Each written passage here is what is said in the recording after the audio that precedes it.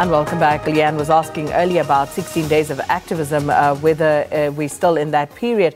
Well, we are at the end of it. Today is the last day. And as the 16 days of activism for no violence against women and children draws to a close today, gender activists say that there is no 16-day miracle for ending these gender crimes. Now, Gender Links for Equality and Justice have committed themselves to 365 days of action. And they say that globally, it is estimated that 1 in every 3 women have experienced violence of some kind, whether it's physical, sexual, economic, emotional, and that is more reason to fight against gender-based violence all year round. And the organization's Chief Executive Officer, Colleen Morna, joins us now via Skype. Colleen, good morning. Good morning to you. All right, there we have Colleen. So, Colleen, as this particular campaign for this year draws to a close, I just want to get your sense of the efficacy of the campaign. Well, as you rightly pointed out in your introduction, for us as gender activists, this is 16 days out of 365, and it always has been. But I think in South Africa, there are a few significant things that happened. For a start, we had a GBV summit on the 1st and 2nd of November called by the president. That is the first time in South Africa and the SADC region, possibly even in the world, that a president has called a GBV summit. So in a sense, that, revved us up on the 16 days, long before we even got there. In particular, it was preceded by the total shutdown campaign with 24 demands for each of the 24 years of democracy. We're building up to 25 years of our democratic dispensation next year. So that was very significant points being made about the deeper issue, the broader issue of women's rights. You'd also be aware that today is the 70th anniversary of the International Declaration of Human Rights. So it's a big day globally, and it's a big day for us in South Africa to reflect on what does it mean when 50% of our population are still experiencing violence of one kind or the other, whether it be emotional, physical, sexual, economic, or any other kind of violence. And you're absolutely right. These are obviously massive issues that we need to contend with. But speaking of that summit, and you touched on it, that took place at the beginning of the month, many people will always be critical of initiatives such as those as well. But what would you say such conversations or a gathering of that kind can do to help us at least, eradicate, if not eradicate completely, but make some sort of inroads in the fight against gender-based violence? Well, President Ramaphosa himself said that, he's famous for calling summits, and he's aware that people are a little bit skeptical about these summits and what do they achieve. But he said, look, for me, it begins with understanding the issue, begins with the conversation. And I think what is important from our perspective is that he's had 3 major summits. One has been about jobs, the other has been about investment, and the third has been about GBV. And I wrote an article in the Mail and Guardian just before the 16 days of activism where I said the president needs to connect the dots, and he needs to, because these 3 things are not unrelated, they are very much related.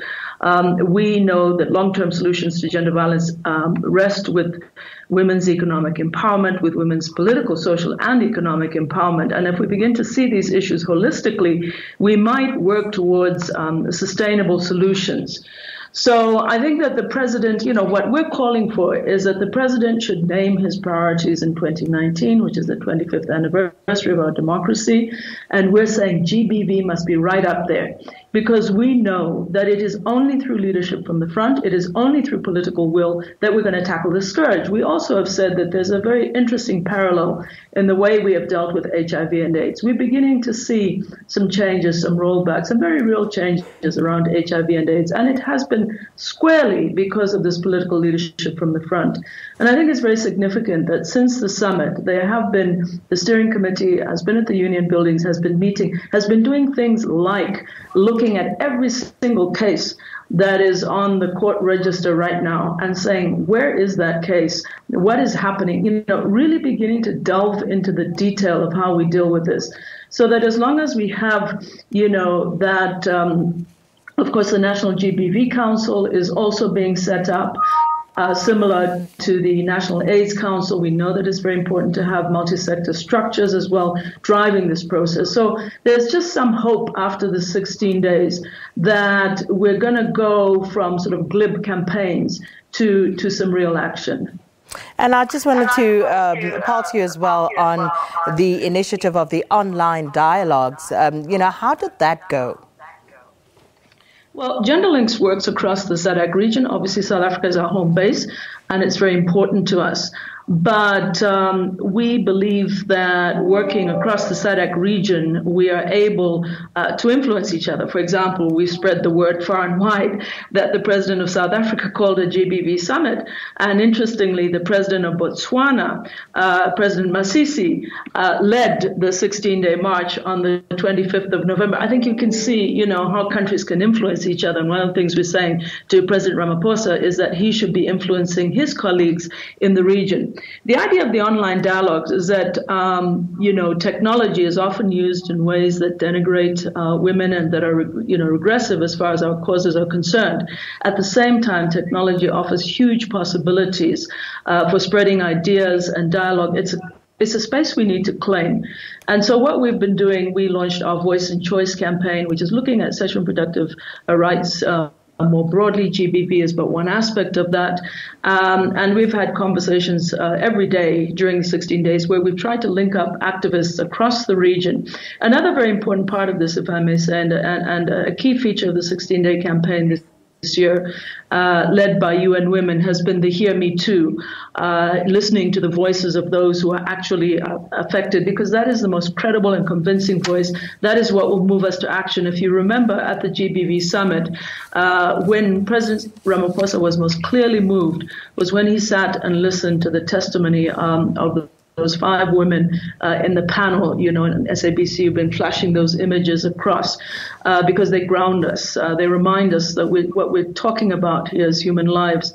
And during this campaign and during these dialogues that we've been having, we've also been having the opportunity to listen to the lived experiences of women. We, as GenderLinks, kicked off the 16 days with a story about a woman from Zambia who'd been subjected to lifelong incest.